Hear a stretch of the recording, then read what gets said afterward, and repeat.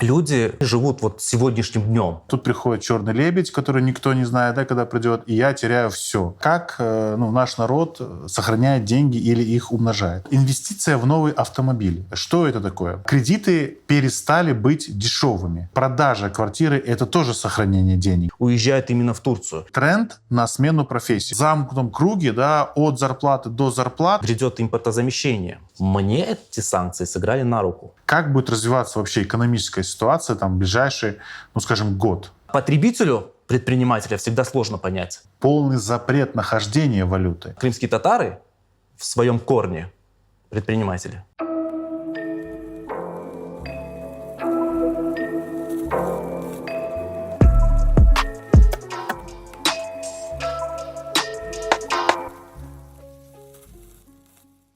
Ильяс, ассаляму алейкум.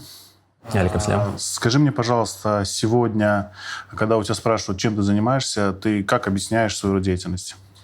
Я в первую очередь экономист. У меня 2 высших образования: финансы, магистратура банковского дела. В данный момент я являюсь финансовым советником и инвестором. А в связи со всеми этими ситуациями, с поднятиями ключевых ставок, вот с этим кризисом, что сегодня происходит вообще в банковской сфере? У нас карточки, как все работает? В целом ситуацию опиши по банкам. В банковской сфере частично произошли изменения, но в первую очередь они касаются отключения от системы SWIFT 7 банков и ограничений, которые наложили на нас MasterCard и Visa. То есть мы не можем, находясь за границей, использовать карты наших банков для того, чтобы снять средства. Но внутри страны все переводы осуществляются без проблем. Единственное, они сейчас в своей массе это в рублевом эквиваленте, потому что уже Сбербанк, например, заявил, что ограничил все валютные переводы, вплоть до того, что вы не можете со своей карты перевести на свою же карту те же доллары. То есть все в рублях функционирует внутри страны так, как и было. Получается, что крымчан это тоже коснулось, да? Но мы немножко такую прививку получили в 2014 году, когда нас в такую серую зону засунули. А сейчас, получается, проблема в чем? Вот, к примеру, представим, что чей-то ребенок учится в Англии там, или в Германии. Да? Получается, сейчас передать деньги, их невозможно, да? Возможно. Это попадает под закон, который был недавно принят, что граждане Российской Федерации могут переводить за границу не более $5000 своим родственникам и членам семьи. То есть в долларовом в этих рамках, да. Это получается мера с нашей стороны, да? То есть это не европейская история. Да, объясню, почему с нашей стороны. Потому что у нас сейчас есть дефицит валютный в стране. Из-за того, что были арестованы золотовалютные резервы, и Америка приняла закон, который запрещает поставлять в любом виде валюту в страну, доллары, у нас сейчас есть определенный дефицит. И для того, чтобы этот дефицит как-то компенсировать, вот все эти законы и были приняты, что мы не можем выводить больше $10 000 на человека, мы не можем переводить своим родственникам и членам семьи за границу более $5000, мы не можем сейчас уже даже снимать больше $10 000, находясь даже в стране. И все вот эти межбанковские переводы сейчас в большую степень будут ориентированы на рубль. Поднятие ключевой ставки, поднятие определенных параметров для конвертации валют специально были сделаны для того, чтобы мы как можно больше использовали рубль и меньше, скажем так, гнались за долларом, для того, чтобы убить вот этот спрос. То есть получается, когда создается ажиотаж вокруг валюты, вокруг доллара, то рубль, понятное дело, проседает. Да? То есть его Скажи мне, пожалуйста, если у нас сейчас такая ситуация, что больше идет на рубль, да, акцент, то есть и сделки, и вообще все покупки, все за рубли, как сегодня это скажется и завтра, как это скажется на курс? То есть если, к примеру, давай возьмем так, у нас есть разные категории граждан, да? Давай возьмем среднюю какую-то семью, скажем так, наиболее распространенную, что запасы там до 100 000 рублей. К примеру, что эти люди не успели купить доллары, или не хотели покупать доллары, вот у них есть 100 000 рублей. Что им сегодня с этими деньгами делать? На самом деле вопрос не такой сложный. У каждой семьи есть определенное потребление. Допустим, семья тратит в месяц 30 000 рублей. Да, это питание, какие-то коммунальные платежи. в общем, закрывает все свои нужды. По классике любая семья должна иметь свою подушку безопасности финансовую. Она, как правило, составляет минимум 6 месяцев ежемесячных расходов семьи. То есть, если семья потребляет 30 тысяч в месяц, то, значит, она должна отложить 180 тысяч на ближайшие свои полгода.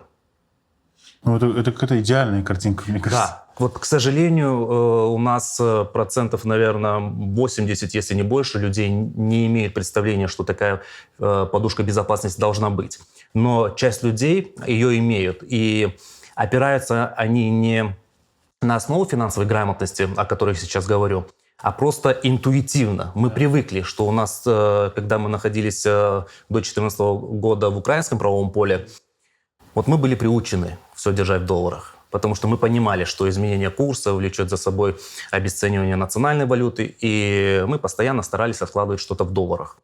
После 2014 года, когда здесь уже россияне с нами разговаривали на эту тему, они не хотели брать доллары. Да. Они все держали в рублях, да, и для них это было дико. А сейчас и они понимают, что валюта, та же российская рубль, она нестабильная, потому что мы возьмем по динамике за 10 лет, за 20 лет, мы увидим, что только растет доллар по отношению к рублю. Ну, я думаю, что у нас еще и советский период был, и советский человек тоже понимал, что есть такое понятие, что есть такие риски, что валюта может обесцениться, не валюта, а деньги, да, могут обесцениться, да, и как-то их нужно сохранить.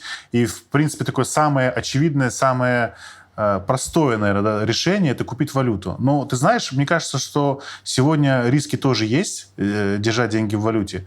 Что можно посоветовать людям, кроме валюты, скажем так? Есть какие-то моменты? Есть. Во-первых, то, о чем ты говоришь, держать даже в валюте есть определенные риски, 100%, потому что на длительной дистанции инфляция в Америке составляет порядка 2-2,5%. Это комфортная инфляция. Но в связи с последствиями событий 2020-2021 года мы имеем инфляцию уже больше 8%. То есть, возможно... Это долларовая? Это в долларах, да. Это много. Да, это много. И, возможно, даже к концу года она дойдет до 10%. То есть, даже держа доллар под подушкой у себя, он в течение года может обесцениваться на 10%. Вообще, это абсолютно не лучший способ сохранить свои сбережения, просто держать деньги. Потому что деньги, они не имеют положительного денежного потока. То есть, положив под подушку $100, там через месяц оттуда там еще $50 сверху не появится. Деньги должны работать. Отвечая на твой вопрос, очень сейчас часто мне задают вопрос по поводу золота.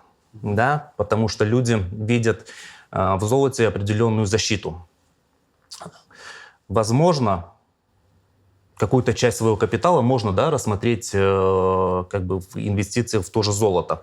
Но опять же, если у вас 100 тысяч рублей, нет смысла этого делать. Потому что... А с какого вот порога нужно заниматься? Ну, то есть переживать начать? Вот, есть какая-то цифра, после вопрос которой... не порога, вопрос, наверное, в доле, которую золото может составлять в общем вашем капитале. Допустим, это 5-7% максимум.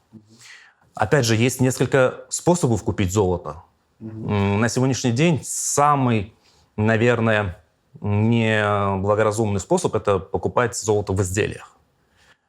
Потому что кто-то думает, все равно деньги обесцениваются, возьму там жене лишние сережки.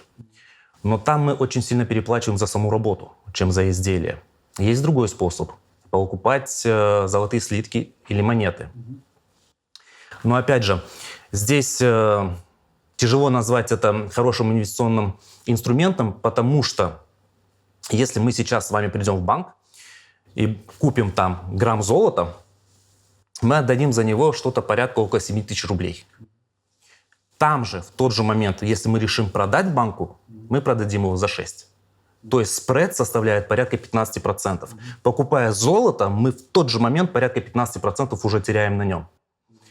Было принято государством несколько мер для того, чтобы сделать более привлекательным покупку золота. Они отменили в данном случае НДС 20%. То есть до этого люди еще платили 20% НДС при покупке золота. Но сохранилось 13% НДФЛ. При продаже золота мы еще будем обязаны 13% заплатить. Выход есть. Льгота долгосрочного владения. Если мы с вами продержим золото больше 3 лет, при продаже налог мы платить не будем. Насколько это интересный инструмент, тут должен каждый решать сам для себя. Единственное, что, вот в моем понимании, имеет физическое золото, да, какое преимущество, это при самом негативном сценарии вы можете свой там, грамм золота поменять на кусок хлеба. Ну да. Но тогда вы должны верить в этот негативный сценарий. Ну, ты знаешь, все-таки не верить, а допускать, что он есть. Все-таки вот закон больших чисел, даже маленькие мизерные сотые, тысячные доли процента, это... Вероятно, что может случиться, да? Ну, как черный лебедь, да, тут по Талибу. Хорошо, я понял, о чем ты говоришь, то есть я мысль твою уловил. Знаешь, что мне интересно? Вот все-таки мне кажется, что владение долларами, владение золотом – это маленький процент людей. Это люди, которые, во-первых, финансово грамотны, да, то есть они знают, как деньги вкладывать, как заработанных денег там откладывать. То есть это такие, скажем так, образованные люди. У нас все-таки в основном люди необразованные в плане финансовой грамотности. И сейчас этот ажиотаж, который присутствует, продуктовый в том числе, он это показывает, мне кажется, да. То есть можно сравнить то, что по сути, нету продуктового кризиса, но полки сметаются. Вот как это объяснить? То есть люди сегодня, имея, допустим, те же 100 тысяч рублей, там, или 50 тысяч рублей, или 17 тысяч рублей, они быстро вкладывают их в товары такого реактивного потребления, да, быстрого потребления. Это сохранение инвестиций или это уже что-то со страхами связано? Вот вообще, как это понять? Это со страхом. И ты очень правильно начал свой вопрос, затронув тему финансовой грамотности. Потому что люди в большинстве своем, к сожалению, не имеют четкого плана на ближайшие год, 3, 5. Они живут вот сегодняшним днем. Когда мы живем сегодняшним днем, как правило, мы к завтрашним каким-то резким сменам бываем не готовы. И в данном случае человек стремится самосохраниться. И вот, наверное, инстинкт самосохранения в первую очередь влечет людей в супермаркеты. Мы покупаем рис, гречку, сахар, набиваем ими свои запасы. Спокойнее? Спокойнее, для 100% спокойней. Но это к чему приводит? Что через 5 лет, когда придет другой кризис, эти люди также побегут в супермаркет покупать ту же гречку, тот же сахар и те же продукты. Потому что они не будут распоряжаться своими средствами по-другому. Они так и не научились. Человек, который немного изучает тему финансов, по крайней мере, собирается как-то изменить свое будущее в лучшую сторону, он начинает диверсифицироваться. То есть он понимает, так, у меня есть свободные средства. Это яйца в разных корзинах держать. Да, когда мы держим яйца в разных корзинах. Он понимает, что сегодня, допустим, у него есть какая-то рублевая наличность, куплю я на нее доллар. Я думаю, что наши с этим знакомы. Наши знакомы. У наших все нормально с этим. Более того, я тебе скажу, они диверсифицируются в сферу недвижимости и земли сильно. То есть появляется возможность, мы покупаем участок какой-то, он лишним не окажется. У кого-то сын завтра будет жениться, что-то построим. Это тоже вариант.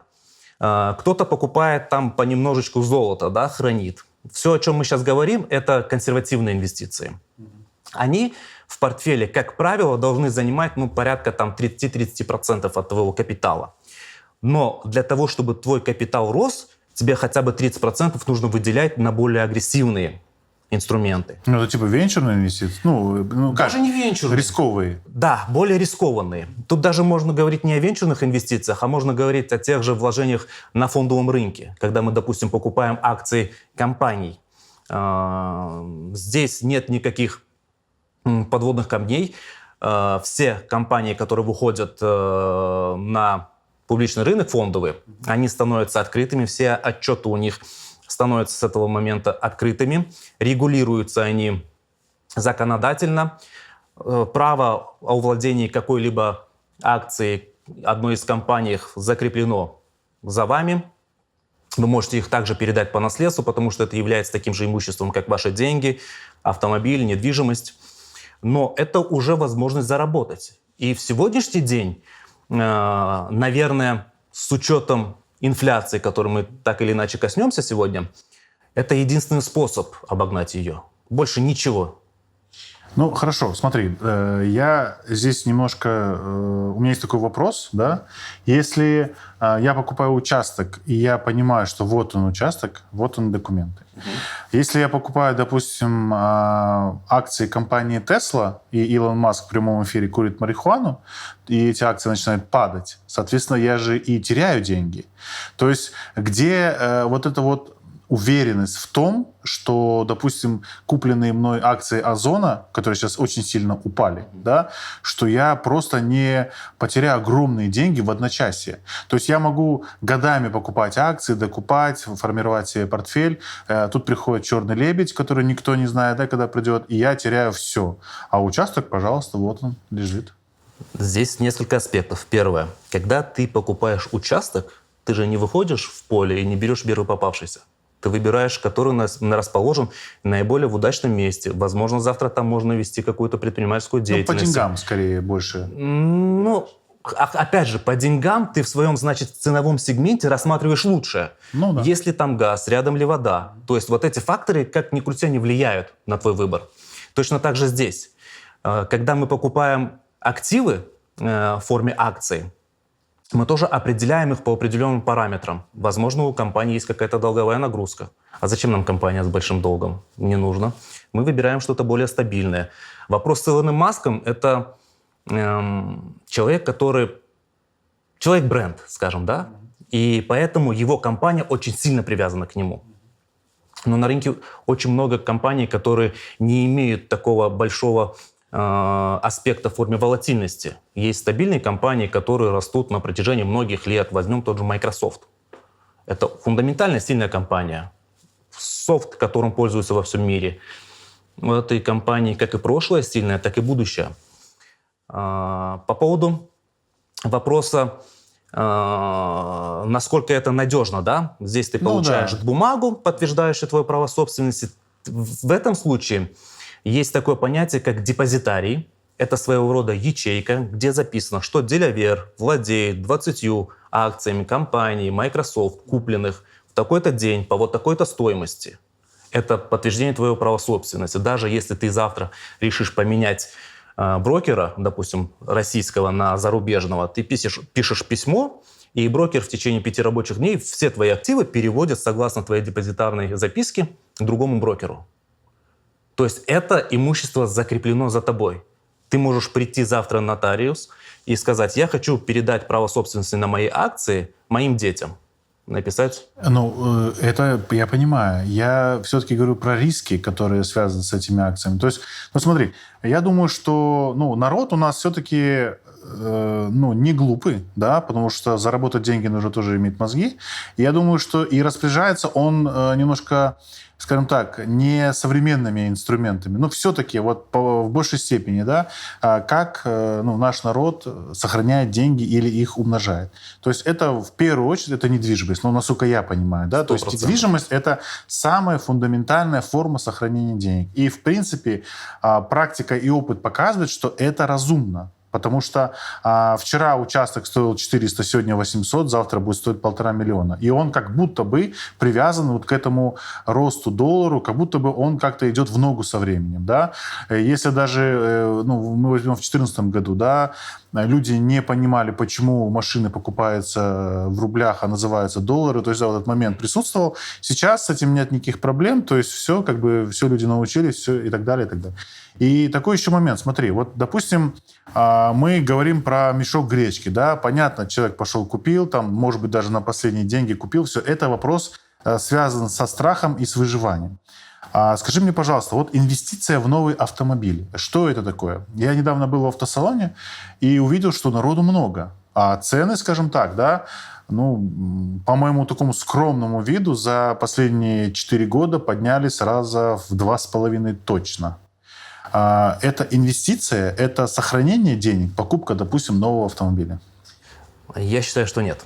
Мы сейчас просто рассуждаем в рамках того промежутка времени, в котором мы оказались, что цены в этот промежуток времени росли. И на днях мы с тобой, когда созванивались, ты как раз рассказал, что был в автосалоне и увидел, как этот автомобиль подорожал в 2 раза. Ну да. Поэтому мы сейчас можем говорить, что в данном случае это оказалось инвестицией. Хотя я в лучшем случае назову это просто сохранением денег. Просто так сложилось. Ну не да. может быть автомобиль инвестицией. Это не закон, да. Это не Поэтому закон. в данном случае, возвращаясь к вопросу о недвижимости, недвижимость — это, как ты правильно заметил, способ сохранить. Мы недвижимостью не можем, к сожалению, приумножить. Потому что максимальное, что может сделать недвижимость, это абсорбировать вот тот уровень инфляции, который находится. Есть у нас, допустим, в стране 10% инфляции? Неплохо. Для консервативного... Мне, наверное, просто... Я почему по-другому не рассуждаю? Есть 3 риск-профиля. Консервативный инвестор, умеренный и агрессивный. Я по риск-профилю агрессивный инвестор. Я готов рассматривать более агрессивные инвестиции с более высоким риском. Я готов на себя взять этот риск ради более высокой доходности. Да, понятно. Да, но в общей массе люди, как правило, склоняются к умеренному, а часть даже к консервативным. Молодежь, конечно, у нас агрессивная. Вот у меня клиенты, если я вижу, что клиент, допустим, возьмем там пусть 20, 30, 35 лет, вот он на 90% это агрессивный инвестор. Потому что они понимают, что у них есть возможность как-то повлиять на свое будущее. Тем более мы говорим о будущем, это 5, 10, 15, 20 лет планирования своего капитала. Поэтому, что касается недвижимости, 100% это хороший инструмент, если есть возможность, его можно держать в портфеле. Но опять же, участок, наверное, 1 миллион, да, который можно рассматривать. 1 миллион, да, это не, да, уже больше. Можно найти где-то. Скажем так, цены разные, да.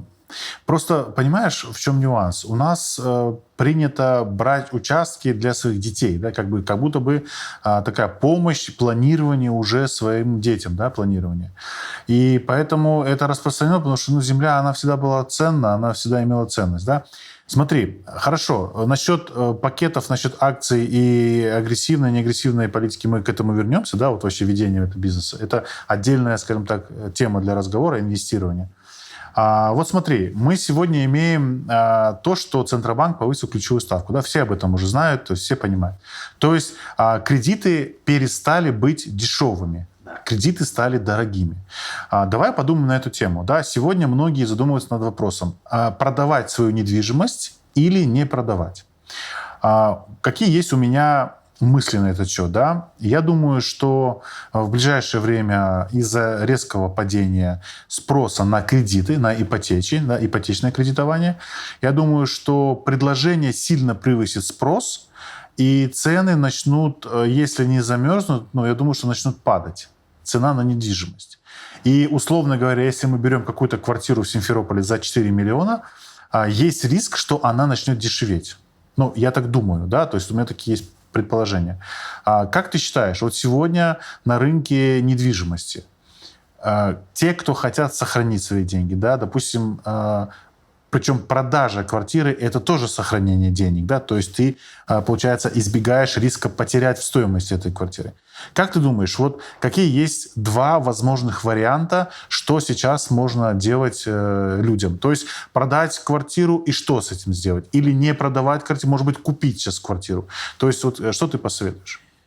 Вот о возможном падении цены на недвижимость я еще говорил год назад. У меня есть партнеры, с которыми у нас есть проект коттеджного поселка. И один из рисков, которых я видел и озвучивал, это как раз-таки мы видели, как сильно выросла недвижимость. Потому что люди начали там прятать свои деньги. Что, начав этот проект, мы можем посередине столкнуться с тем, что цена начнет корректироваться вниз. И, соответственно, маржинальность нашего проекта будет снижаться, и на выходе мы не получим того эффекта, который ожидали. В данном случае, правильно ты сказал, что повышение ключевой ставки сделало ипотеку дорогой. Соответственно, мы видим снижение спроса, и цена начнет корректироваться вниз. Государство, мое мнение, будет поддерживать ипотечное кредитование не в той, конечно, форме, как оно было, потому что это будет очень сложно сделать, но какие-то льготы там будут. Это будет направлено в первую очередь, чтобы поддержать крупных застройщиков, чтобы они не испытывали сложности.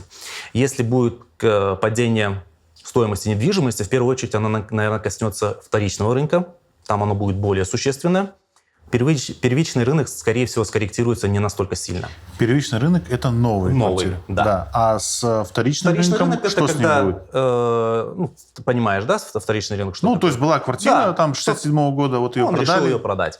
Там, скорее всего, будет больше спад. Но опять же, если мы говорим о том, стоит ли сейчас человеку продать имеющуюся недвижимость по той цене, которая она есть, понимая, что завтра она может скорректироваться, первый вопрос, на который нужно ответить, это не тот, стоит ли продать, а что делать с теми деньгами.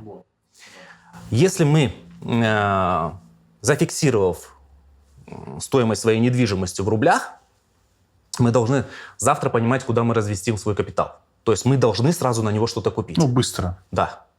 Причем в нынешних условиях достаточно быстро. Но это целесообразно? То есть есть такой метод? Ну, есть ли такой вариант сохранения своих денег путем продажи Если квартиры? человек верит в то, что завтра цена на недвижимость скорректируется, то, возможно, это имеет смысл. Но он должен себе, опять же, иметь четкий план, куда он разместит свои средства. То есть я не могу сейчас сказать людям, продавайте недвижимость и покупайте там завтра что-то другое на это. Потому что мы никто не знаем, да, что завтра будет. В данном случае человек должен сам взвешенно принять решение. Мы лишь рассматриваем варианты. Правильно? Мы для этого здесь и сидим. В данном случае, возможно, это будет иметь смысл, но мы узнаем это только, как говорится, постфактум, если цена скорректируется вниз, и мы будем понимать, что, наверное, стоило зафиксировать. Но опять же, если эта недвижимость у вас приносит уже какую-то прибыль, да, мы же не продаем дом, в котором живем, Да. мы продаем, что у нас есть дополнительно. Если эта недвижимость сдается в аренду и приносит какую-то прибыль, то, наверное, стоит ее сохранить. То есть это такой, ну, как бы актив, да, условно? Да, это актив. Если недвижимость приносит прибыль, это актив.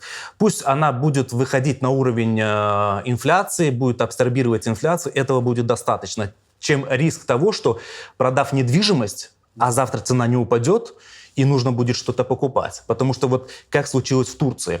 Большой спрос в 2020 году был на недвижимость. В первую тройку входили 2 турецких города во всем мире по росту цены на недвижимость. Стамбул, Анталия.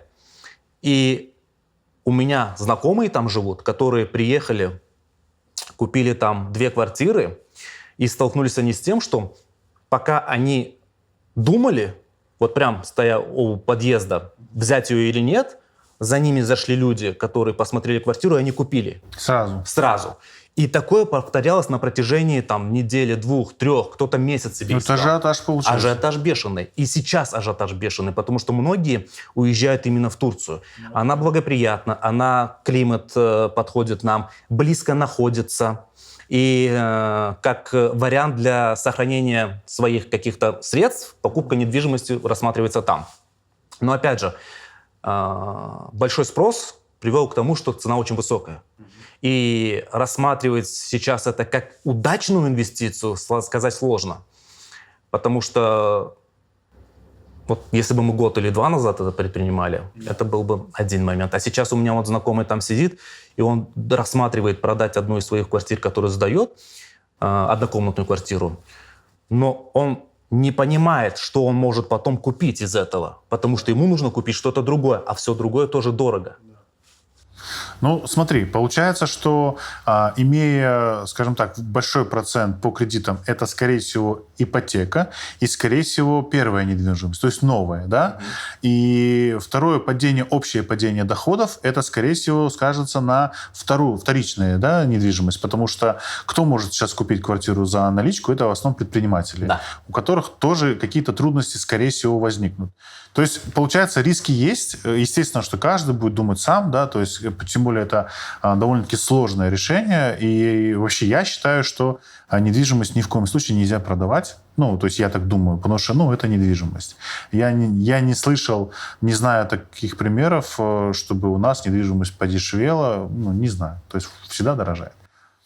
Вот. Так, хорошо. Значит, Скажи мне, пожалуйста, вот инфляция, да, сейчас инфляция идет, по-моему, сейчас есть риск гиперинфляции, да, насколько я знаю, это когда 10%, да, по-моему, инфляция за месяц, если я ничего не путаю. Вообще в годовом исчислении по 50%, классике, да, это уже свыше 50% гиперинфляция. Мы пока еще находимся, ну, если по официальным, Да. 12,5. Но неофициально, я предполагаю, мы уже к 30, наверное, подходим. И если мы будем учитывать рост цен, да, на продуктовый сегмент, там мы уже в 2 раза увеличились 100%. Ну, продуктовый, он, честно говоря, по-разному работает, да, где-то что-то, но как максимум это двойное, да, Да. поднятие, как минимум это От 30 корректировка до 20. 100% где-то уже выросло. Да, да, Но да. инфляция рассматривается же по всему спектру, поэтому где-то в среднем официальную заявляют 12,5. Все-таки я предполагаю, и многие эксперты предполагают, что мы уже, наверное, 25 перешли, наверное, к 30 приближаемся. Но это не предел. Мы можем уйти дальше. Ну, вообще, думая над сегодняшней ситуацией, мне кажется, многие не думают на год вперед. Ну, примерно. Мне кажется, что сейчас все равно какие-то инерционные движения, да, то есть многие процессы идут по инерции, то есть, как, знаешь, запущенный такой механизм. Если предположить, что, допустим, в течение года ситуация будет ухудшаться, и в том числе и с рынком труда, да, и с деньгами, и так далее, и так далее, и так далее. Скажи мне, пожалуйста, вот вообще людям что можно посоветовать? Если сейчас многие советуют, ну, скажем так, да, советуют о том, чтобы поменять профессию.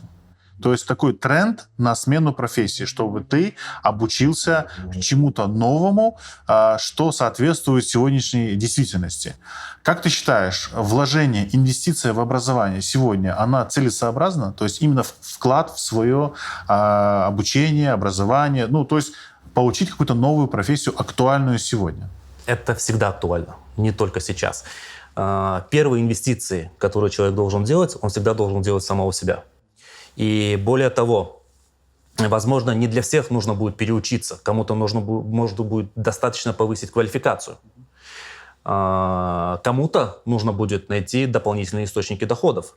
Да, работая допустим, на каком-то предприятии, у человека есть определенное свободное время, а он может там в фотошопе обрабатывать фотографии. Почему мне не подать где-то там объявление и, возможно, какую-то нишу тоже закрыть?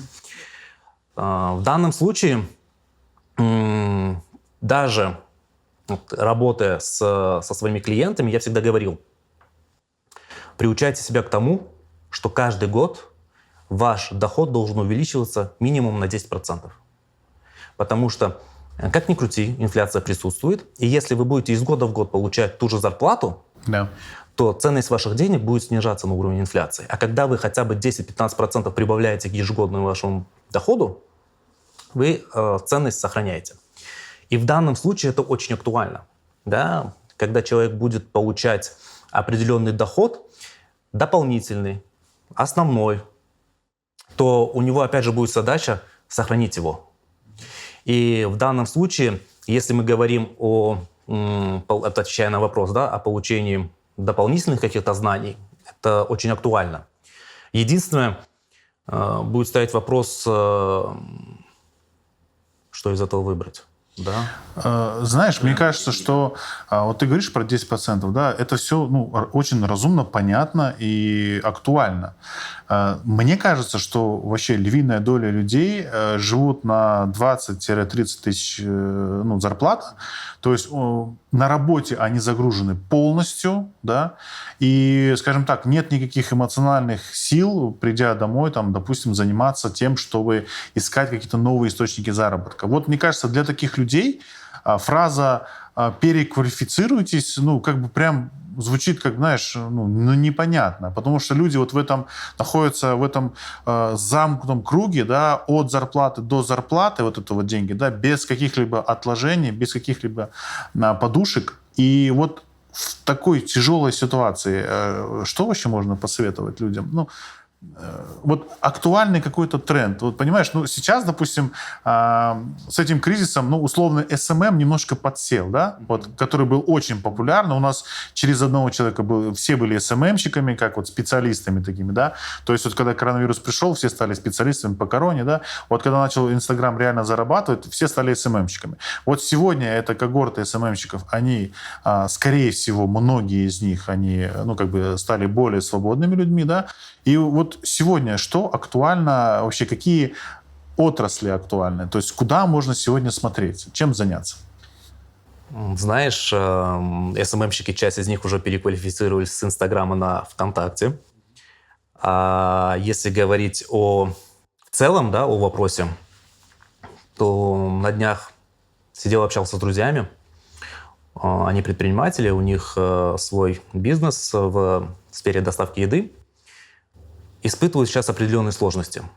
И уже идет разговор о том, что завести какое-то хозяйство. Возможно, это будет какой-то крупнорогатый скот, возможно, это будет птица, возможно, это выращивание рыбы. Но вот в этом направлении. Люди рассуждают, что человек так устроен, он будет потреблять, да, он будет есть. То есть это в сторону реактивного потребления, взгляд Да, все-таки. да, это, наверное, даже, может быть, может, это будет грубо звучать, но это как бы мы возвращаемся к истокам, да, человек, который... К простому, да, простому, понятному. пирамида Маслоу, да, в первую очередь, что мы должны закрыть, Да. это наше пропитание. Возможно, это будет в тренде.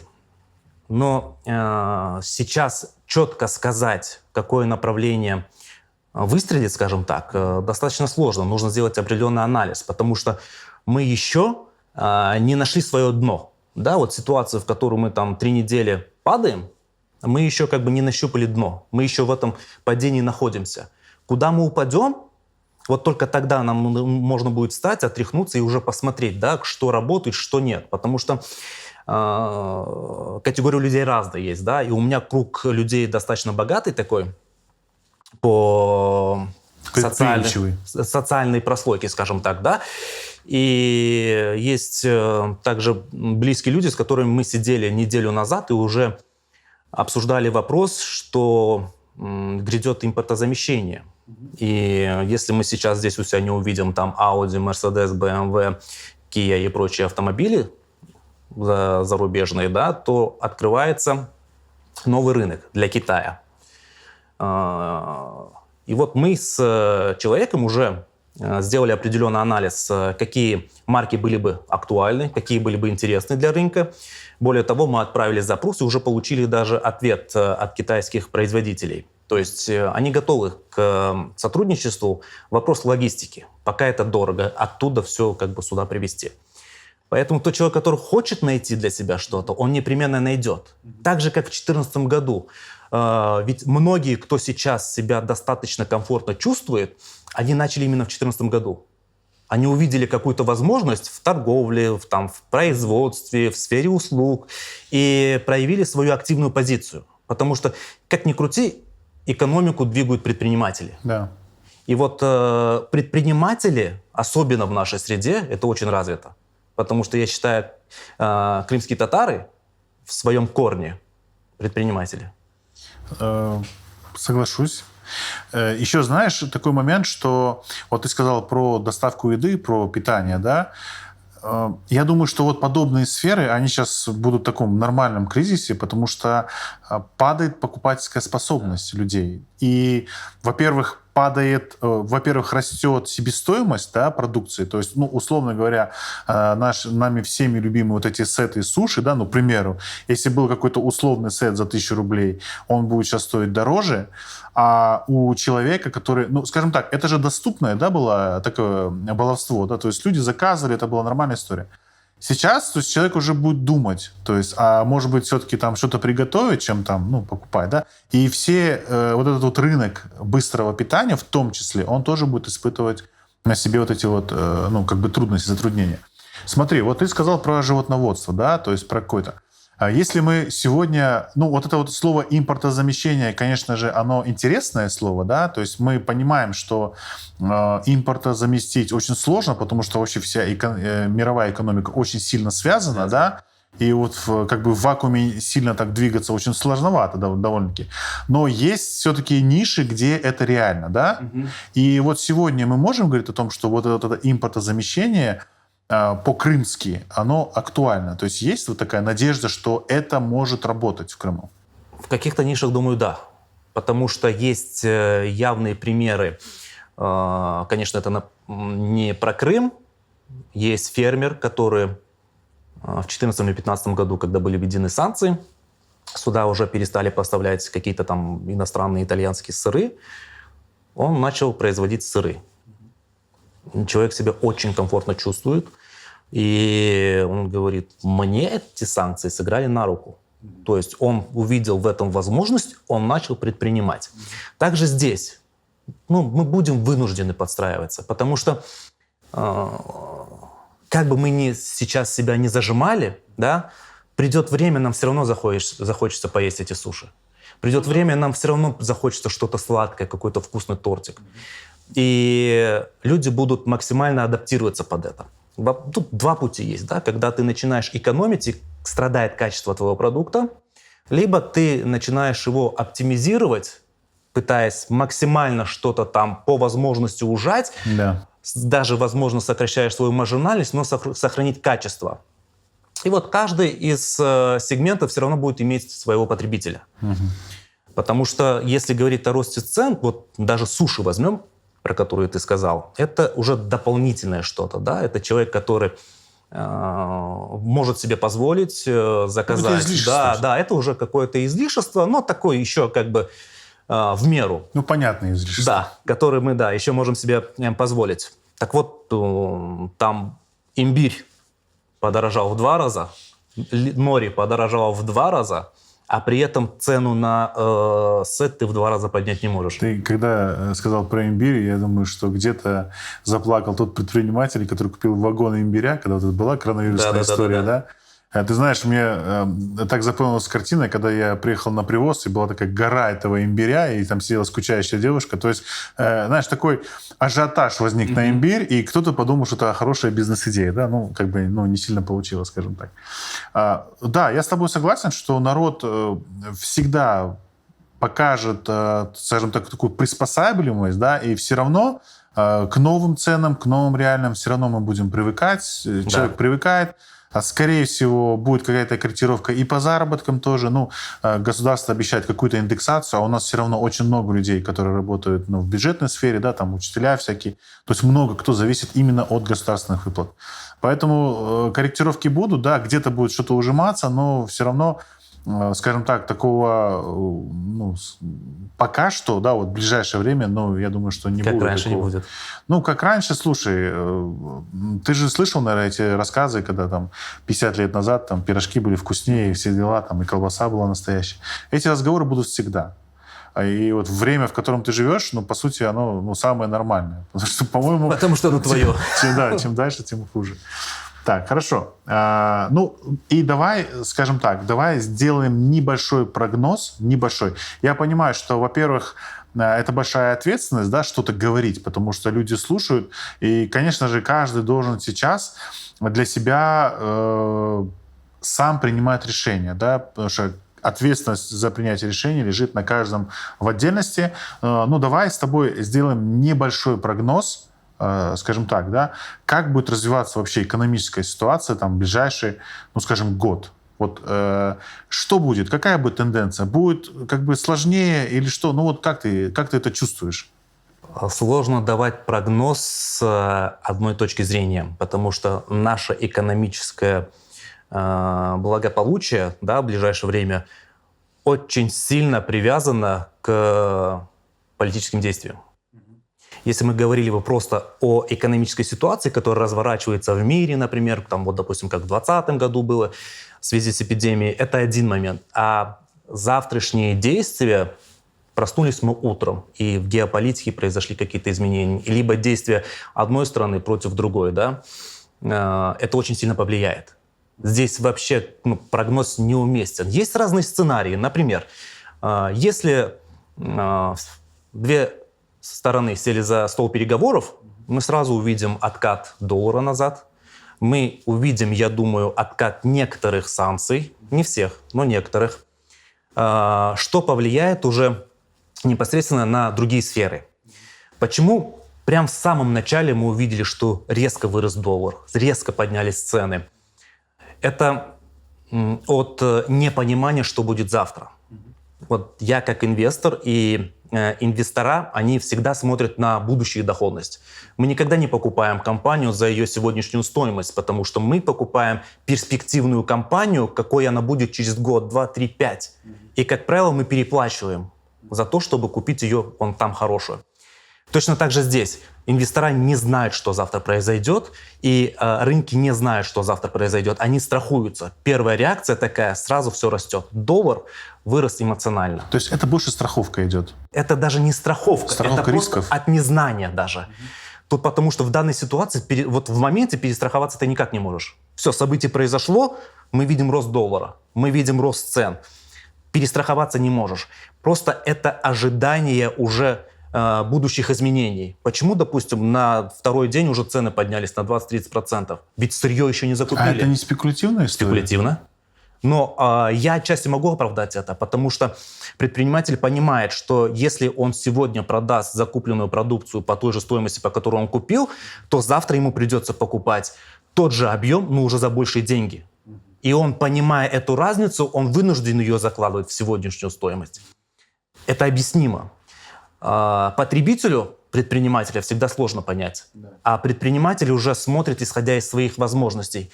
Тут мы понимаем, да, почему он может такие предпринимать шаги. Но опять же, когда ситуация устаканивается, даже если на протяжении какого-то периода, неделя, 2, 3, будет все находиться вот в таком затишье, как сейчас, мы увидим, что потихонечку будет откатываться курс доллара, потихонечку будет откатываться... Какая-то стабильность, да? Стабильность, да. И мы понимаем, что вот в этой стабильности мы уже находимся какой-то промежуток времени. Страх и незнание, оно постепенно начинает уходить. Мы начинаем адаптироваться к новым реалиям. Потому что, например, как я многим предпринимателям, своим друзьям говорю, поймите, если вы хотите что-то изменить, то, исходя из того, в какой реальности мы находились и какие действия предпринимали, мы живем сейчас в другой реальности, и те действия уже здесь не актуальны. Ну да. Мы должны уже предпринять совершенно другие действия, оптимизированные уже под эти реальности. Поэтому, когда будет затишье, спад, либо улучшение, мы увидим, что даже экономическая ситуация немного изменится. Мы не увидим там доллар по 65, но... То есть все-таки уже этого не будет? Я сомневаюсь, потому что лежит большая нагрузка санкций. Если откатить большой пакет санкций, в том числе касающихся золотовалютных резервов, то мы можем увидеть определенную стабилизацию, но опять же вряд ли уже 65. Даже вот если мы посмотрим на события, которые происходили в 2014 году, доллар резко вырос, а потом на процентов 50-60 от своего роста упал. Ну, корректировка такая произошла. Да, она неизбежна. И вот здесь, на вот этом вот хаосе и незнании доллар вырос. И когда я своим друзьям говорил и знакомым, что не стоит сейчас на вот этих пиках покупать доллар, и он скорректируется, и мы в ближайшее время увидим его в коридоре 90-100 долларов, на меня, ну, это мои близкие люди, смотрели с ухмылкой, но буквально в конце прошлой недели мы увидели его по 96. Но это официально все-таки. Да. А вот так пойти купить? Вот так пойти купить, это все равно привязано к официальному, потому что, да, есть небольшой спред, но как только будет стабилизация, черный рынок, он будет вынужден давать какой-то стабильный курс. И мы не увидим уже такой большой разницы.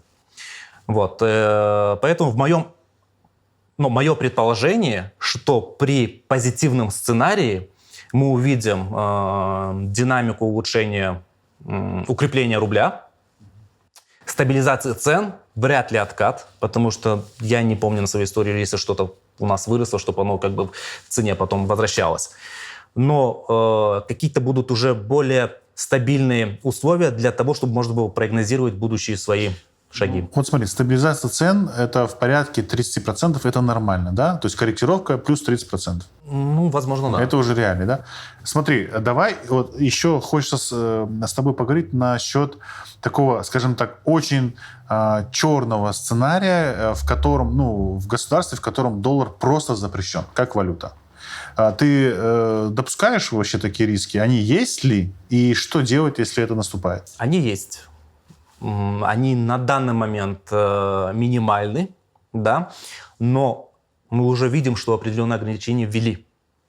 И в начале этой истории у меня люди спрашивали, стоит ли оставлять деньги на банковских счетах своих. Я говорю, вот мне, например, спокойнее, когда мои деньги находятся у меня в руках. Подушки. Да. Объясню почему. Вот, допустим, у тебя на руках есть какая-то сумма денег. Это твои деньги. Ты вправе распоряжаться с ними как хочешь. Хочешь в магазин пойдешь, хочешь в банк отнесешь. Но как только ты пришел в банк, разместил свои деньги на депозите, например, это уже не твои деньги. Ты должен это понимать. Это уже деньги банка. Банк вправе распоряжаться ими так, как хочет. Он может выдать кредит, он может сделать другие операции. Да, банк имеет перед тобой обязательства на определенную сумму. Да. Вот и все. Поэтому, по большому счету, мы можем предполагать, если ситуация будет ухудшаться, да, и вот, как ты говоришь, идем по черному сценарию, завтра у нас будет ограничен доступ к своим же деньгам, которые находятся в банке. И, возможно, будет принят какой-то закон, который будет нам говорить о том, что эти сейчас средства нужны для поддержания экономики, и мы ничего не сможем сделать. Я думаю, что сейчас не так много людей осталось, которые на счетах эти деньги держат. Все-таки мне кажется, что у нас народ в первую очередь этим и занялся, чтобы снять эти деньги. Я же говорю про риски другого характера. Полный запрет на хождение валюты. То есть, условно говоря, вот Советский Союз, да, хороший пример. Была такая ситуация, в котором это была просто уголовно наказуемая история. И если вот эти, скажем так, самый черный прогноз, да, что вот доллар, он просто запрещен. И если ты хочешь просто как вот сдать его, да, в кассу и получить рубли, потому что они уже просто не нужны, эти деньги. Вот в такой сценарий, он возможен? Крайне минимально, я, допустим, его на сегодняшний день не вижу. Но возвращаясь к тому, что ты сказал в начале своего вопроса, люди максимально забрали. Повышение ключевой ставки влечет за собой повышение ставки по кредитам, но также по депозитам. Это понятно. И это сделано было для того, чтобы люди принесли деньги. Повышенная ставка по рублевым депозитам, также были повышены ставки по валютным депозитам. И за буквально неделю с небольшим поступление в банковский сектор составил, если не ошибаюсь, 6 миллиардов долларов. То есть люди принесли обратно? Да. Люди, компании принесли, разместили эти средства под депозиты, потому что это был единственный на тот вариант сохранить от инфляции. Угу. И государству сейчас удобно распоряжаться вот этими средствами. Да? Это было сделано для этой цели. Ведь сейчас у Центрального банка нет инструментов для сдерживания курса, потому что золотовалютные резервы арестованы. И единственное, что было предпринято, что активно влияет на курс и сдерживает его, это есть у нас ряд компаний-экспортеров, которые экспортируют энергоносители, нефть, газ, металлы, черная металлургия, цветная металлургия. Это же все в долларах приходит. Да. Они зарабатывают в долларах. И поступление, соответственно, в бюджет компании в долларах. Вот был был издан закон, по которому эти компании вынуждены теперь до 80% своих валютных сбережений, да, продавать для того, чтобы стимулировать курс рубля, сдерживать рост курса доллара. Угу. Так, получается, что мы надеемся, я думаю, что все на это надеются, да, что все-таки доллар будет ходить, потому что это нормально. Я думаю, что вот вообще, когда искусственное что-то начинается, или корректировка, или сдерживание, это всегда вредит экономике, потому что экономика — это такой вольный зверь, да, и он размножается только на природе, то есть в свободных условиях.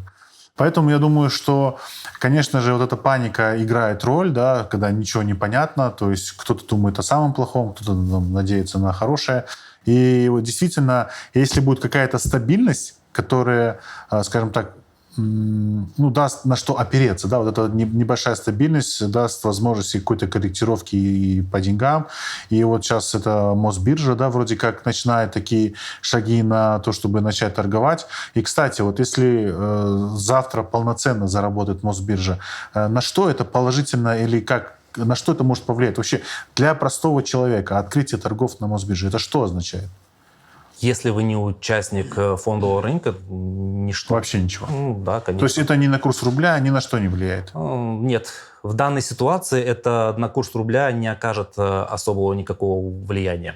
Здесь единственное, что мы можем видеть, если человек располагает определенной денежной массой в рублях, он не успел ее разместить никуда, да, и при нынешнем уровне доллара он ему не кажется привлекательным, то, возможно, единственный инструмент для того, чтобы сохранить, да, свой капитал, это инвестиции в российский рынок.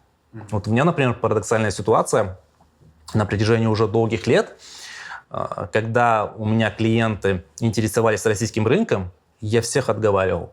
Я говорил, есть определенный политический риск, поэтому в российский рынок я не инвестирую. Вам не советую. Если вы, допустим, хотите, я буду аргументировать. И сложилась такая ситуация, что ни у меня не было ни одной российской компании за все это время в портфеле, ни одного моего клиента не было ни одного российского актива в портфеле. Более того, мы не инвестировали в рублях. И когда мы увидели рост доллара, да, резкий скачок, мне клиенты писали и говорили, ну, слушайте, как это было хорошо, что мы действительно прислушались и держали свои, вернее, создавали свой капитал именно в долларах. Потому что если у тебя актив в долларах, неважно какой курс, ты завтра его поменяешь для удовлетворения каких-то своих потребностей, ты себя чувствовать будешь комфортно. И в данной сложившейся ситуации это оказалось большим преимуществом. Но допустим, есть люди, у которых рублевые активы, ну, капитал в рублях, да, которые хотят они разместить в определенных активах. Мы сейчас не можем, допустим, купить комфортно валюту даже на бирже, потому что было введено ограничение сначала 30% комиссия, а потом 12%. Но я считаю, это очень много. Покупая валюту на бирже, еще платить такую комиссию, это не есть неоправданная, да, сделка. Поэтому единственный вариант разместить свои активы какие-то вижу в российском рынке на данный момент. Но это только для людей, которые понимают риски и готовы их принять. Нет ограничений сейчас на продажу иностранных акций, если у нас прям проблемы с вот этими всеми сейчас денежными отношениями. Если, к примеру, у меня было куплено на $100 тысяч акции Теслы, я сегодня могу их продать вообще? Конечно. И получить эти деньги? Конечно. А как это? Вот есть же ограничения. Нет, в данном случае ограничений нет. Есть определенные банки и брокеры, которые попали под ограничения, в том числе там ВТБ, брокер открытия. Брокеры — это торговый представитель. Это ваш представитель, да. Который... Вот вы, как инвестор. Посредник. Да, фондовый рынок. И это посредник, которому вы даете указание приобрести тот или иной актив на фондовом рынке. И он выполняет ваши обязательства. В данном случае эти компании, которые попали под санкции, вот они вынуждены переносить с учетом как раз тех депозитарных расписок ваши активы другим брокерам. А так в целом, пожалуйста, вы можете их купить и продать сейчас. Вот я, например, продолжаю инвестировать в американский рынок, в тех же долларах покупаю. Если есть необходимость, какие-то активы продаю. Если То есть это, скажем так, это твоя частная собственность, на которую никто не имеет права посягать? В данный момент пока нет. Но мы можем допустить, что такое может произойти. Потому что я знаю людей, это тоже эксперты, которые давно инвестируют. И некоторые из них, скажу так, распродали 70-80% своих активов, несмотря на то, что это американский рынок был. Они все-таки опасаются того, что завтра могут быть какие-то санкции, и мы будем ограничены в возможности покупать их. Ты же все-таки гражданин РФ. А Есть ли у тебя такая возможность, допустим, поехать там на условные Филиппины, там продать свои акции и эти деньги использовать на месте? А зачем туда ехать? Ну, Если я всё вообще равно- говорю, допустим, ты переезжаешь на Филиппины, ты там решил, все, ты будешь жить на Филиппинах. Ты можешь поехать туда, и там по месту продать эти все акции и получить на свою карту эти деньги. Это правильно понимаю? Более того, ты можешь даже до того, как ты поехал туда, продать внутри своего приложения, зафиксировать доходность свою, выехать. То есть стоит вопрос в другом. Выведя свои деньги на карту российского банка, за границей ты не сможешь через визу и MasterCard снять. Вот в чем сложность. Но здесь же есть ограничения на вывоз тоже денег, то есть больше 10 тысяч ты не вывезешь. Да. Ну, а если у тебя в акциях там 1 000 000? Хорошо, ты продал, Да, вывел на карту, да. а как ты там снимешь, если эта карта у тебя MasterCard либо Visa, она международная, а там ты ей пользоваться не можешь? Допустим, ты получил вид на жительство, и ты стал гражданином другой страны. Есть ли такой вариант? Тебе не дадут, согласно последним законам, своего российского банка перевести такую сумму в другой. То есть пока мы такой возможности не имеем. Это, наверное, уже следующий вопрос, к которому мы можем подойти с точки зрения криптовалют. Крипта — это хорошая, интересная тема. А вот эти акции, они физически, они где находятся? Вот купленные тобой акции. Депозитарий. Запись Все-таки депозитарий, Да. который привязан к определенному банку. Депозитарий — это отдельная структура. Она может быть как дочерней твоего брокера, также вообще абсолютно другой фин-организации, которая фиксирует твои активы. Понял. Ну, с этим надо разбираться.